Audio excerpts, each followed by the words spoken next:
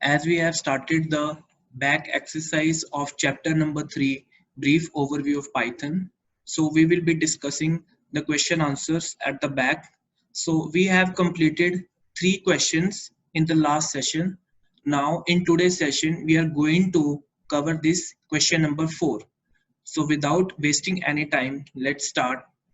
So question number 4, give the output of the following when num1 equal to 4, num2 equal to 3 and num3 equal to 2. ठीक है, तो इस question में क्या है, हमें एक कोड दिया जाएगा, उस कोड को जब हम एग्जीक्यूट करेंगे तो उसकी क्या आउटपुट आएगी, राइट? तो I will be asking you randomly. हाँ जी Ranjit, are you there? We have done all these questions in our session, so that will be the discussion part, as we have already completed all the concepts, right? So Ranjit, पहले का answer बताओ, A part का क्या आएगा? Sir 3 plus sir पहले का तो एक minute, num1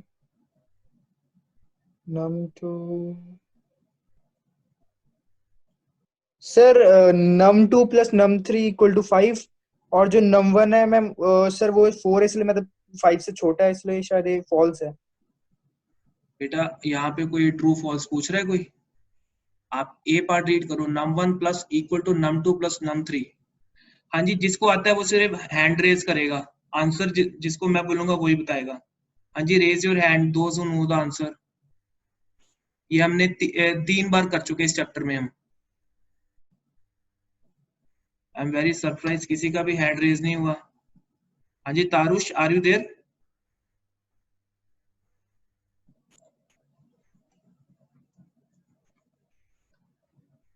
Gauri, you tell the answer.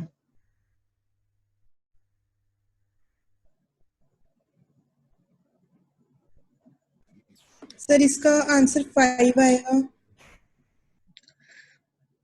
बेटा देखो, अब म्यूट करो अपने आप को. ये देखो, num1 प्लस इक्वल टू है, इसका मतलब ये हुआ कि num2 और num3 के अंदर जो वैल्यू है वो ऐड होगी, वो ऐड होने. हाँ जी तुष्टि, यू रेज योर हैंड. हाँ जी आप बताओ बेटा.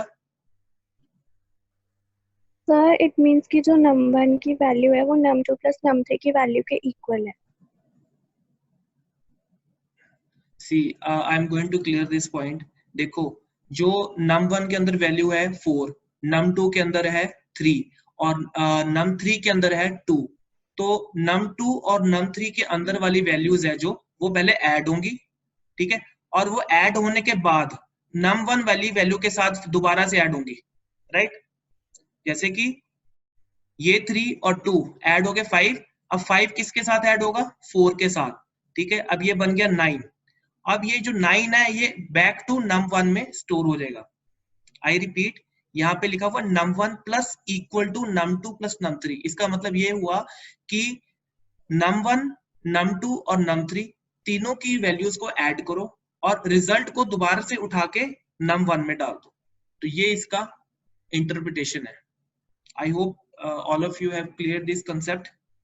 ये हमने किया था ऑपरेटर असाइनमेंट में. जैसे a plus equal to B, इसका मतलब होता है a equal to a plus B, right? मतलब कि num1 के अंदर num2 ऐड होगा, num3, और ये तीनों ऐड होके दोबारा से किस में स्टोर हो जाएंगे? num1 के अंदर. क्यों? क्योंकि num1 is situated at the left side, ठीक है, और ये कंटेनर वेरिएबल है. हाँ जी, सेकंड इज सिंपल, जो भी num1 की वैल्यू होगी, यानी कि 4 प्लस 3 प्लस 2 यानी कि 9, ये num1 के अंदर स्टोर है और ये प्रिंट हो जाएगा 9, right? Okay, coming to the C part. num1 equal to num1 and this is 2 multiplication signs. This is a sign of power, basically power, raised to power. num2 plus num3. हाँ जी, इसका answer कौन बताएगा? Parky Vadera, you tell मी.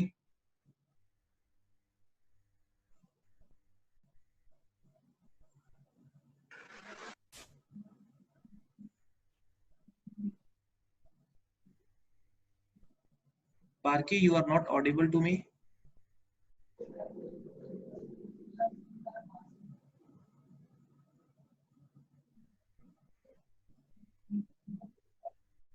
हाँ जी, those who know the answers please raise your hand.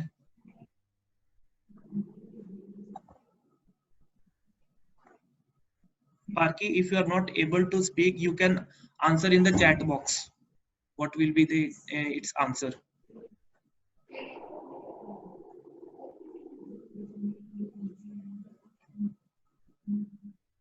Okay, Parki, mute yourself. Ishant, you tell the answer.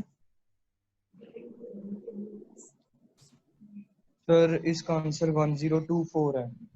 Okay. Can you justify this? How can you sir number 2 sir number 2 और number 3 की value 2 + 3 = 5 और 4 raised to power 5 = 1024. Very good. अब ये देखो क्या हो रहा है यहाँ पर, जो num2 है, num2 में क्या है 3 और num3 के अंदर है 2. पहले तो num2 और num3 ऐड होंगे, यानी कि 2 और 3 ऐड होंगे और 2 और 3 ऐड होके क्या बन जाएगा 5. अब 5 है ना, ये पावर के बाद है, तो that means 5 is the power. और जो नंबर पावर से पहले है इससे, वो है बेस. तो num1 इज बेस. num1 के अंदर क्या है 4. तो दैट मीन्स ये क्या बन जाएगा 4 raised to power 5. इसका मतलब ये हुआ जो 4 है वो अपने आप से 5 बार ऐड हो रहा है, यानी 4 into 4 into 4 into 4 into 4. ये बन जाएगा हमारा 1024. I hope this is clear to you.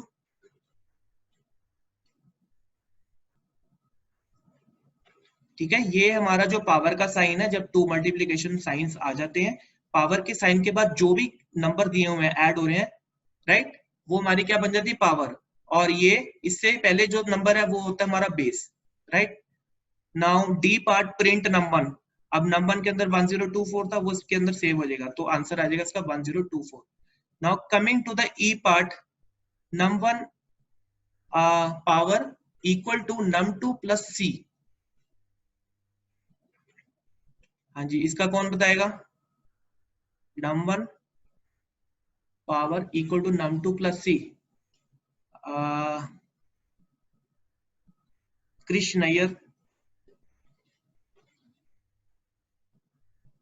इसका क्या आंसर आएगा ई पार्ट का.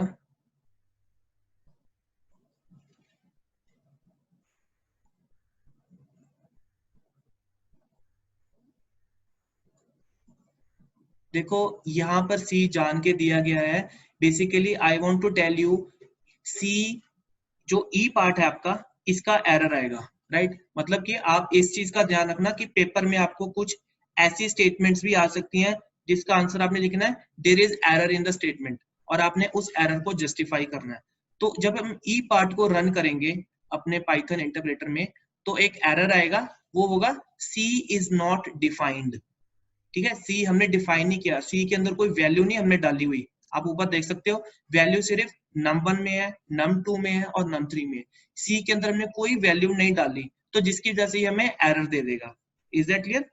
एरर क्या आएगा, C is not defined because it is not having any value, right. So coming to the F part, num1 equal to 5 + 5. And this is very simple. ये चीज हमने 3 या 4 टाइम्स की है इस चैप्टर में. सो आई विल बी आस्किंग मुस्कान, बेटा बताओ एफ पार्ट का क्या आंसर होगा.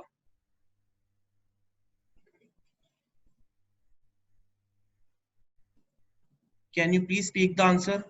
चैट बॉक्स में आपने आंसर ऐसे नहीं लिखना. जब मैं, जिसका माइक खराब होगा वही चैट बॉक्स में आंसर लिखेगा. Sir 55. Okay, please justify your answer. 55 क्यों आया, 10 क्यों नहीं आया. सर दोनों स्ट्रिंग्स है. Yes, very good. Mute yourself. इसका आंसर 55 इसलिए आया क्योंकि ये स्ट्रिंग्स है. कैसे पता लग रहा है ये स्ट्रिंग्स है, ये हमारे इन्वर्टेड कॉमर्स में है. और स्ट्रिंग जब भी ऐड होते हैं वो एक साथ ज्वाइन हो जाते हैं, कनकैटिनेट हो जाते हैं, ना कि ऐड होंगे. अगर यहाँ पे इन पे इन्वर्टेड कॉमा नहीं होता तो ये आंसर 10 होता, right. So G part is print num1. ठीक है, अब num1 जो भी वैल्यू होगी इसकी प्रिंट हो जाएगी, यानी कि 55 प्रिंट हो जाएगा. Okay, coming to the H part. Okay, who will tell me the answer? ये आपको थोड़ी सी मैथमेटिकल कैलकुलेशंस करनी पड़ेगी. हाँ जी, H पार्ट का आंसर कौन बताएगा मुझे? हाँ जी, Tarush, you tell. Sir H part का 4.00 आएगा आंसर. नहीं सर, 1 आएगा, 1.0. यस, इसका आंसर बेटा 1.0 आएगा. आपने अगर अकेला 1 भी लिख दिया ना तो भी एरर आ जाएगा, क्योंकि यहाँ पर देखो जो आपका नंबर है ये भी फ्लोट है और जो जो डिवाइड कर रहे हैं वो दोनों भी फ्लोट है, तो हमारा आंसर भी फ्लोट यानी कि डेसिमल में आएगा. So the answer will be 1.0. It is not 1. Okay, coming to the I part. हाँ जी, I part I will be asking Dhruv Sharma.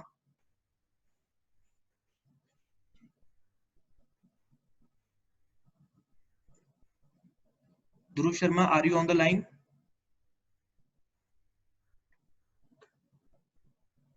See, those who will not be responding, I will be marking them absent.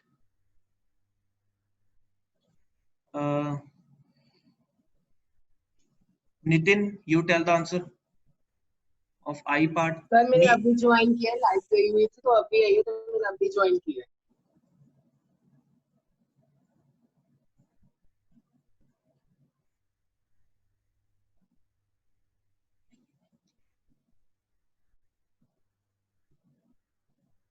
Gauri, can you tell me the answer of I part? Meanwhile, all of you must be trying I part.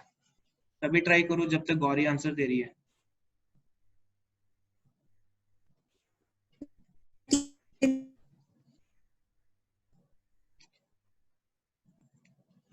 इसमें क्या हो रहा है बेटा? हाँ जी, बोलो बोलो.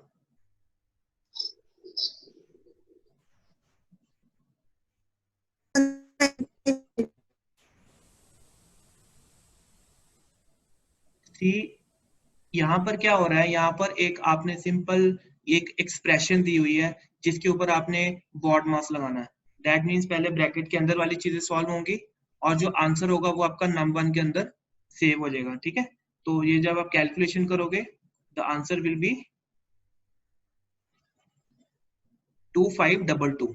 ठीक है, इसका आंसर आएगा 2522 जो कि num1 के अंदर सेव हो जाएगा और उसको हम प्रिंट करवा देंगे. Okay, coming to the k part, num1 equal to float 10. हाँ जी, who will be giving me this answer? num1 equal to k10. Those who know the answer raise your hand. ये सारी चीजें हमने की हुई है, हमारे लिए नई चीज नहीं है. हाँ जी, Tarush Gupta, you tell me. Sir 10.00 या 10.0 आउटपुट आएगा. हाँ जी, वेरी गुड. अब यहाँ पर क्या हो रहा है कि एक फंक्शन है जिसका नाम है फ्लोट. फ्लोट का काम क्या है कि जो इसकी ब्रैकेट में चीज दी हुई है उसको इसने डेसिमल बनाना है. तो इसके ब्रैकेट में क्या दिया हुआ 10, तो ये इसको 10.0 में कन्वर्ट कर देगा और 10.0 में कन्वर्ट करके ये इसको स्टोर कर देगा बैक इनटू num1 और वो फिर हमारा प्रिंट होके num1 हमारा जो वैल्यू है 10.0 प्रिंट हो जाएगी. Right, now coming to the m part. num1 equal to int 3.14. हाँ जी, रेज योर हैंड.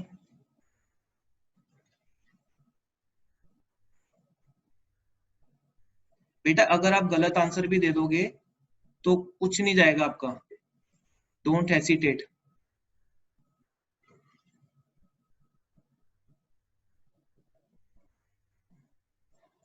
ये कोड बिल्कुल ध्यान से देखो. हाँ Gauri, you tell me the answer. 3. बेटा आपने एक बहुत छोटी सी चीज मिस कर दी. यहाँ पर जो 3.14 है इसको इन्वर्टेड कॉमर्स में लिखा हुआ है, ये एक स्ट्रिंग है. ठीक है, अब स्ट्रिंग को डायरेक्टली आप इंटीजर में कन्वर्ट नहीं कर सकते, उसके लिए जो हमारा इनपुट फंक्शन होता है वो जाता है इंट के अंदर, उसके साथ ये कन्वर्ट होता है. राइट, तो यहाँ पर अगर 3.14 होता तो ये इसको कर देता इंटीजर में convert. Right, so this will give an error. As I've already told you कि कुछ क्वेश्चंस आपको ऐसे आ सकते हैं जिसका आंसर अब होगा एरर. आपने बताना है कि इस स्टेटमेंट में एरर है और आपको इसको जस्टिफाई करना पड़ेगा. Right, so print num1, obviously इससे भी एरर आएगा क्योंकि एक इनवैलिड वैल्यू num1 के अंदर सेव हो रही है, तो जिसकी वजह से num1 में एक जब आप प्रिंट करोगे तो एरर आएगा। Okay, O part, see it carefully, इसका आंसर क्या होगा? प्रिंट 10, साइन ऑफ एक्सक्लेमेशन का मतलब होता है not equal to 9 and 20 less than equal to 20। हाँ जी, इसका आंसर क्या होगा? And please don't write answer in chat box, raise your hand. ये हमने किया हुआ है, एंड केस है, दोनों सिचुएशंस ट्रू होंगी तभी ट्रू होगा, एक भी फॉल्स तो फॉल्स। आपको मैंने इतना बड़ा हिंट दे दिया। हाँ जी नितिन, आप बताओ। ओ का आंसर क्या होगा? Nobody is knowing.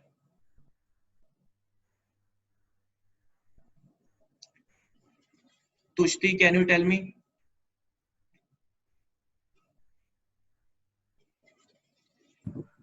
सर इसका ट्रू होगा। इसका आंसर ट्रू होगा, वेरी गुड। बट क्यों होगा? Why it is true? Sir क्योंकि जो 10 नॉट इक्वल टू 9 तो फिर और कोई भी नंबर हो सकता है, and 20 less than equals to 20, दोनों स्टेटमेंट्स ट्रू हो रही हैं यहाँ पे हमारी। हाँ, now listen to me carefully, हर आंसर इज वेरी करेक्ट। देखो पहला हम देखेंगे 10 नॉट इक्वल टू 9, पहले इतना पार्ट देखो, 10 not equal to 9, that is true. 10 9 नहीं है, विच इज ट्रू, है ना? सही बात है ना, 10 9 नहीं है, तो पहला पार्ट हमारा एंड से पहले वाला ट्रू हो गया। चलो अब दूसरा देखते हैं, 20 ग्रेटर देन इक्वल टू 20।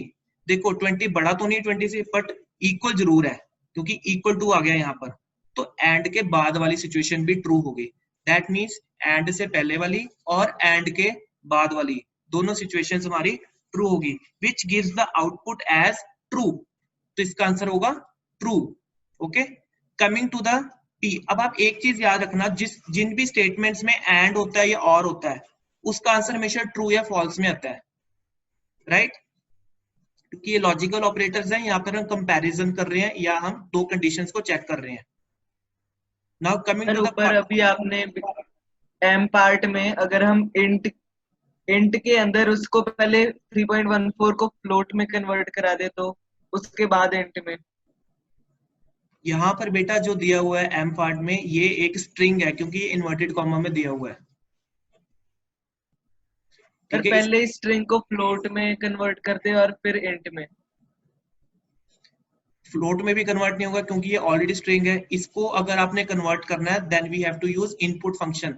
जैसे अगर आपको याद होगा, हमने प्रिंसिपल सिंपल इंटरेस्ट वाला किया था, जिसके अंदर एक फ्लोट वाली वैल्यू जो थी, जो स्ट्रिंग वाली वैल्यू थी, पहले फ्लोट में कन्वर्ट हो रही थी और उसके बाद वो वेरिएबल के अंदर सेव हो रही थी। So this is how this can be done. Okay, coming to the part number P. ये बिल्कुल पार्ट ओ जैसा है, जिसको ओ समझ में आ गया वो पी आराम से बता देगा। Raise your hand, don't write answers in chat box. It's very simple. हाँ जी, गौरी के अलावा और किसी का नहीं हैंड रेज हो रहा?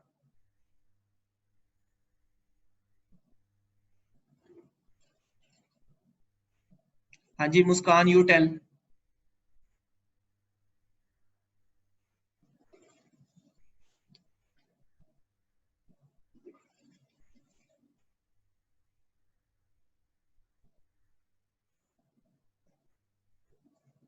ईशांत गर्ग। Yes sir. हाँ जी बताओ, पी का आंसर क्या होगा? ट्रू होगा कि फॉल्स होगा? सर ट्रू होगा। कैसे? Sir 5% of 10 is 0.5, 0.5 plus 10 is less than 50 and 29 is equals to 29. So both statements are true. Answer आपका ठीक है, बट जस्टिफिकेशन का पहला पार्ट आपका रॉन्ग है। देखो परसेंटेज का मतलब किसी भी प्रोग्रामिंग लैंग्वेज में परसेंटेज नहीं होता, इसका मतलब होता है मॉडुलस। मॉडुलस का मतलब होता है रिमाइंडर। कहते हैं 5 को जब आप 10 से डिवाइड करोगे, ऑब्वियसली 5 छोटा है 10 से, आंसर पॉइंट में आएगा जो क्वोशंट है, बट रिमाइंडर तो 0 ही आएगा ना। 0.5 का आंसर आएगा ना, जब जो भी आप करोगे इसमें, तो रिमाइंडर तो 0 आएगा। क्वेश्चन चाहे जो भी आए, राइट।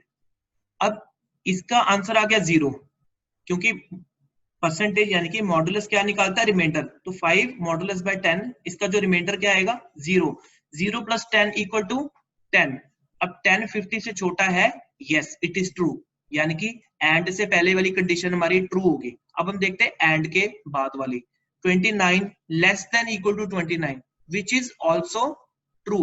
दैट मीन्स एंड से पहले वाली और एंड के बाद वाली दोनों कंडीशंस हमारी ट्रू होगी, which gives the output as true. तो इसका आंसर होगा ट्रू, ठीक है। तो ये मैं सारे आपको नोट्स दूंगा पीडीएफ पे बना के, सारे आंसर्स लिखे हुए, आपको सिर्फ फोकस करना है समझने पे। Okay, I will be the hiding answers.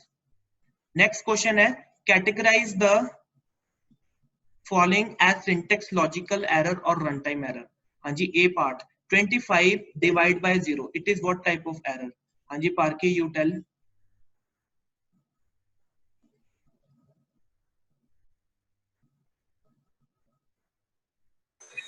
Sir,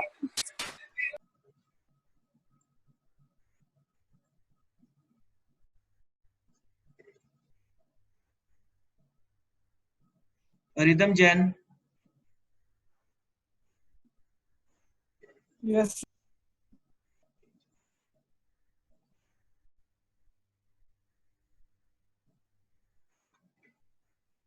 Yes, sir. हाँ जी रिदम, आप बताओ आंसर बेटा इसका। जो आपका ए पार्ट है 25 डिवाइड बाय 0, ये कौन सा एरर है? सिंटेक्स, लॉजिकल और run time? So logical. Logical error है। आपने वो सेशन अटेंड किया था जब 25 को हम 0 से डिवाइड करते हैं? Sir, कोई runtime. किसी भी नंबर को जब हम 0 से डिवाइड करते हैं तो वो एक रन टाइम एरर जनरेट करता है, क्योंकि किसी भी चीज को आप 0 में नहीं कर सकते डिवाइड। इसको अगर आप रियल लाइफ से रिलेट करो, जैसे मैं बोलूं कि ये मैं एक चीज लेकर आऊं, इसे 0 लोगों में डिवाइड कर दो, so which is practically not possible, है ना। तो दैट मीन्स कि ये आपका एक रन टाइम एरर शो करेगा। Okay, now coming to the B part, num1 equal to 25, num2 equal to 0, num1 divide by num2, ये कौन सा एरर होगा?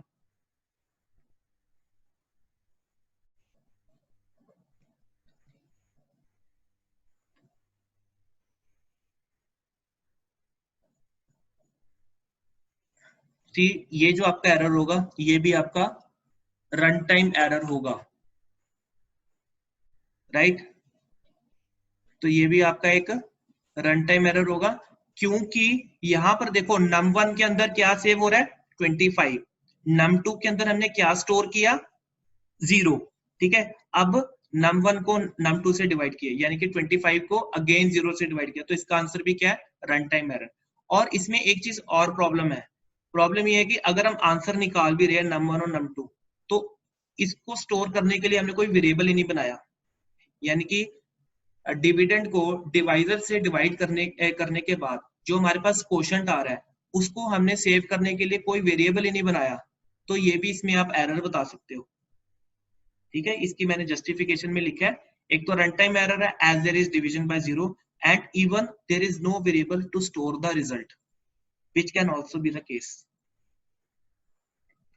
So sixth question, write a program to calculate the amount payable if money has been lent on simple interest। ये आपको मैंने करवा दिया था, ये बैक एक्सरसाइज में क्वेश्चन है, ठीक है। इसमें आपको सिंपल इंटरेस्ट निकालना और प्रिंसिपल अमाउंट, ठीक है।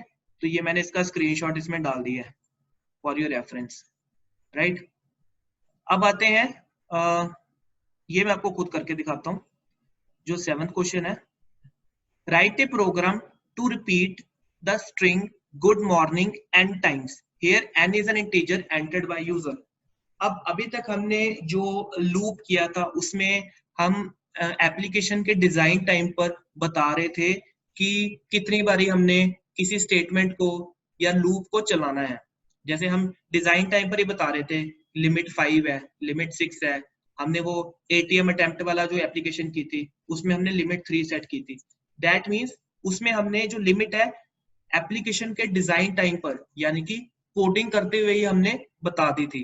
बट यहाँ पर क्या है, हमने पहले यूजर से पूछना है कि गुड मॉर्निंग स्ट्रिंग को कितनी बारी टाइप करना चाहते हो आप, कितनी बारी देखना चाहते हो। ठीक है, तो यूजर जैसे 5 एंटर करेगा तो गुड मॉर्निंग 5 बारी आएगा, अगर 10 एंटर करेगा तो 10 बारी आएगा, राइट। तो इसको कैसे करेंगे, इसका कोड समझते हैं। सबसे पहले क्या करेंगे, हमने यूजर से जो लिमिट लेनी है उसको स्टोर कराने के लिए एक वेरिएबल बनाएंगे जिसका नाम है लिमिट। तो limit equal to int input enter the limit. अब ये देखो, कोड हमेशा राइट से समझो, ठीक है। जो पाइथन का इंटरप्रेटर होता है वो कोड को हमेशा राइट से शुरू करता है समझना। पहले आप भी इसको राइट से समझो। पहले इसने देखा enter the limit, input function है, enter the limit for writing the text for that number of times. ये प्रॉम्प्ट आपसे पूछेगा कि आपने कितनी बारी चलाना है टेक्स्ट को। आपने 5 एंटर किया, वो 5 जो आपने एंटर किया वो है स्ट्रिंग। अब उस स्ट्रिंग को किस में कन्वर्ट किया जा रहा है, इंट में, ठीक है। अब वो स्ट्रिंग इंटीजर बन गई, यानी कि अब वो प्रॉपर एक नंबर बन गया। अब वो 5 किस में सेव हो गया, स्टोर हो गया, लिमिट के अंदर, ठीक है। लिमिट के अंदर जो आपने वैल्यू एंटर की थी, किसी ने 5 एंटर किया है, किसी ने 10 किया है, तो जो भी आप एंटर कर रहे हो वो इंटीजर में कन्वर्ट होके लिमिट के अंदर सेव हो जाएगा। अब उसके बाद क्या है, हम एक लूप लगाएंगे, for I in range limit print good morning. इससे क्या होगा कि आपने एक वेरिएबल क्रिएट किया जिसका नाम है आई, इसको जे क्रिएट कर लो, के क्रिएट कर लो, वट एवर यू विश, ठीक है, it's upon you. In range limit मतलब कि हमारी जो ये रेंज है ये कहां तक चलेगी, 5 तक चलेगी, जो हमारी लिमिट है, जो भी आपने एंटर किया है। फिर उसको मीट करते हुए इसकी कंडीशन को ये एग्जीक्यूट करेगी, ठीक है। तो इसको मैं आपको भी करके दिखाता हूं।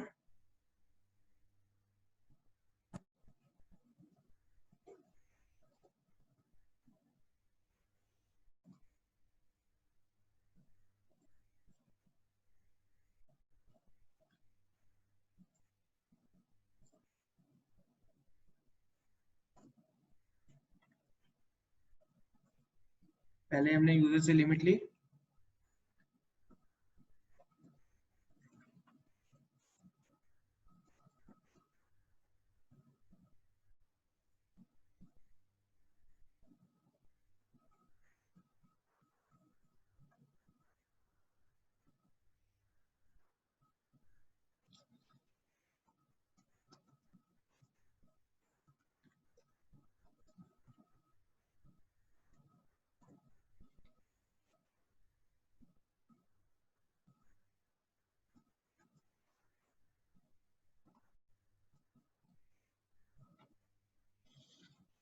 लिमिट मैंने एंटर की 10, तो आप देख सकते हो कितने बार प्रिंट हो रहा है, 1 2 3 4 5 6 7 8 9 10, ठीक है।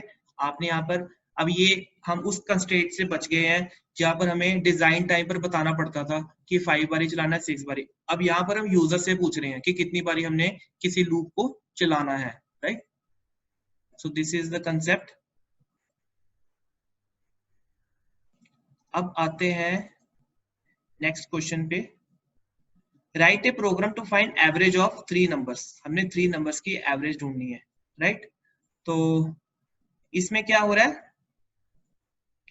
हम यूजर से क्या ले रहे हैं, एंटर द फर्स्ट नंबर, वो इंटीजर में कन्वर्ट हुआ और वो वेरिएबल ए में सेव हो गया।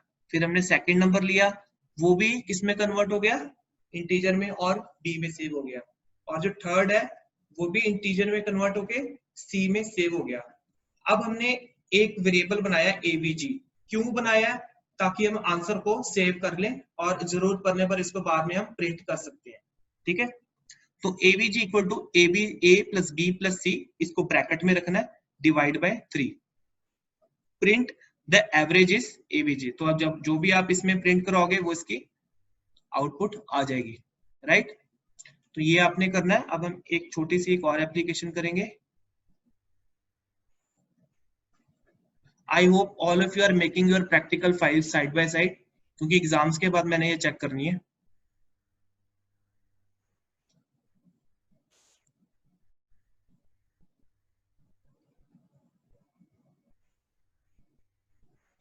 अच्छा, आपने ये वाली एप्लीकेशन की हुई है? Yes students please respond me. हमने ये चेक करना कि नंबर इवन है कि ऑड है। Yes please reply.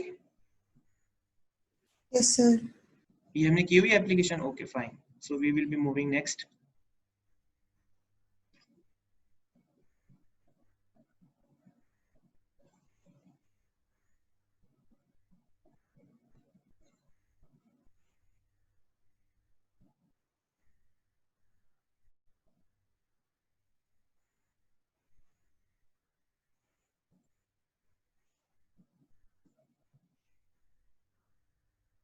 हाँ, आपको मैं एक चीज और करवाता हूँ।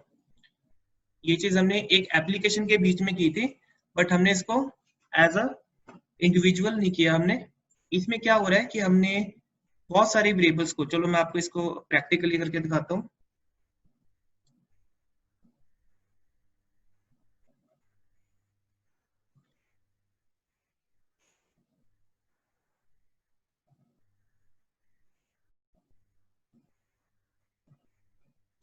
इसमें क्या है, हाँ जी, अब मैं आपसे पूछूंगा कि क्या इसमें करना है। जैसे मैंने 3 वेरिएबल बनाए, ए, बी एंड सी, ठीक है। मैंने ये 3 वेरिएबल्स बनाए हैं। मैं चाहता हूं कोई ए की लाइन में ए को 1 असाइन हो, बी को 2 हो और सी को 3 असाइन हो, तो वो कैसे होगा? Raise your hands.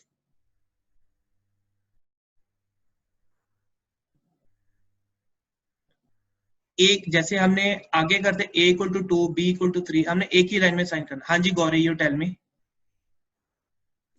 A comma B comma C equals to 1 comma 2 comma 3. Yes, that is very true. यहाँ पर क्या हो रहा है कि हम एक ही लाइन में तीनों वेरिएबल्स को 3 वैल्यूज असाइन कर रहे हैं, और जो वैल्यू असाइन होती वो होती कॉरस्पॉन्डिंगली, जैसे आपने मैथ्स में कॉरस्पॉन्डिंग एंगल्स किए थे, यानी कि पहली को पहली वैल्यू, दूसरे को दूसरी वैल्यू और तीसरे को तीसरी वैल्यू असाइन हो रही है, राइट। ए को 1, बी को 2 और सी को 3। ओके, अब नेक्स्ट सिनेरियो क्या है, मैं चाहता हूं कि 5 वेरिएबल्स है मेरे पास, उनको सिर्फ एक ही वैल्यू असाइन हो। जैसे A B C D E, इन सबको मैंने 20 असाइन करना है, सभी में 20 आए, तो वो कैसे आएगा? Who's going to tell me? Raise your hands.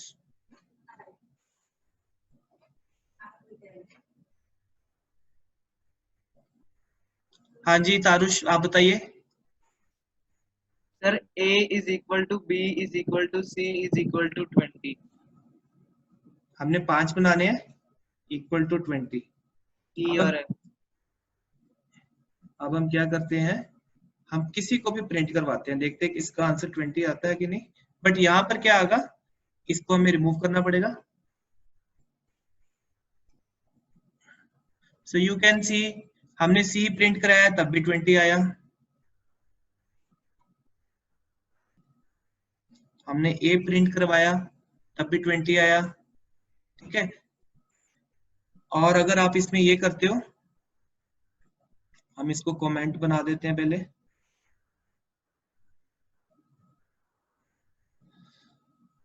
A comma B comma C equal to 1 comma 2 comma 3, हम तीनों को प्रिंट कराएंगे, A B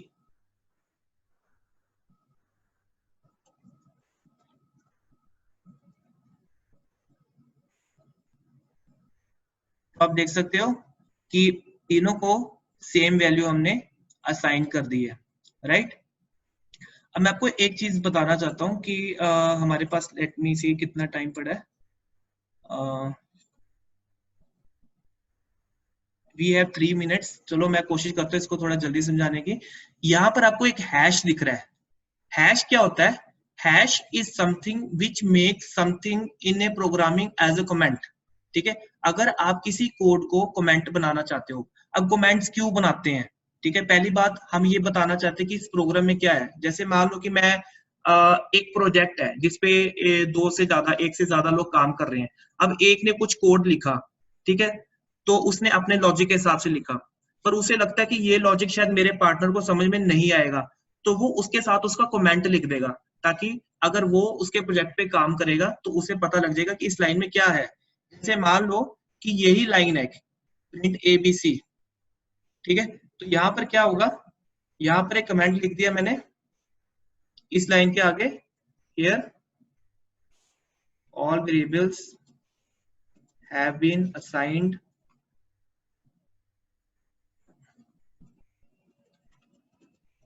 values in one go। ठीक है, अब ये देखो, अब कमेंट बनाने से क्या होगा, देखो कमेंट बनाने से पहले आपको हैश यूज करना पड़ेगा। ठीक है, हैश ये बताता है कि ये जो लाइन है ये कमेंट है, इसको पाइथन का इंटरप्रेटर इग्नोर करता है। ये दिमाग में रखना, इसको पाइथन का इंटरप्रेटर इग्नोर करता है, राइट। तो इसको हम क्यों बनाते हैं, ताकि हम कोड के साथ अगर कई बार उसकी डिस्क्रिप्शन लिखना चाहते हैं तो हम लिख सकते हैं। जैसे आपने मेरी ये जो मैंने प्रैक्टिकल फाइल बनाई है, इसमें आप देख सकते हो मैंने टॉप पे कुछ एप्लीकेशंस में कमेंट दिया हुआ है। जैसे यहाँ पर आप देख रहे हैं, ये hash Python application to check whether there is profit और लॉस, तो ये कमेंट दिया हुआ है। ठीक है, आप किसी कोड के साथ भी कमेंट लिख सकते हैं। ठीक है, सिर्फ आपने हैश लगाना है which will make it as a comment। ठीक है, इसको बनाने का क्या रीजन है, पहला रीजन ये है कि हम चाहते हैं कि कोई भी पर्सन जो हमारा कोड देख रहा है तो उसको समझ में आ जाए कि उस लाइन में क्या हो रहा है, उसकी डिस्क्रिप्शन दे देगा। जैसे अब यहाँ पर आप देख सकते हो, here value stored in variable A will be printed. ठीक है, तो ये जो चीज है आपने जरूर लिखनी है, क्योंकि बड़ी बड़ी आईटी कंपनीज में जहाँ पे बहुत बड़े बड़े सॉफ्टवेयर्स बनते हैं, आर्टिफिशियल इंटेलिजेंस की एप्लीकेशंस बनती है, वहां पे उनको बोला जाता है कि आप कमेंट लिखो। क्यों? क्योंकि अगर एक प्रोजेक्ट के ऊपर 10 या 12 लोग काम कर रहे हैं, तो मान लो कि एक पर्सन जो किसी उस प्रोजेक्ट पे काम कर रहा है, अगर वो बाई चांस काम पे नहीं आ पा रहा, वो बीमार है, तो उसका कोड कोई और काम, उसके कोड को कोई और उसके ऊपर काम करेगा, उसके कोड के ऊपर, तो उसे समझ में आ जाएगा उसने कोडिंग में क्या क्या किया है। So that is why they need to write comments. अब कमेंट हर लाइन के साथ लिखना जरूरी नहीं होता, कमेंट उसी लाइन में लिखना जहां पर आपको लगता है कि जो हमारा कोड देखेगा समझेगा उसको समझने में कोई प्रॉब्लम ना आए।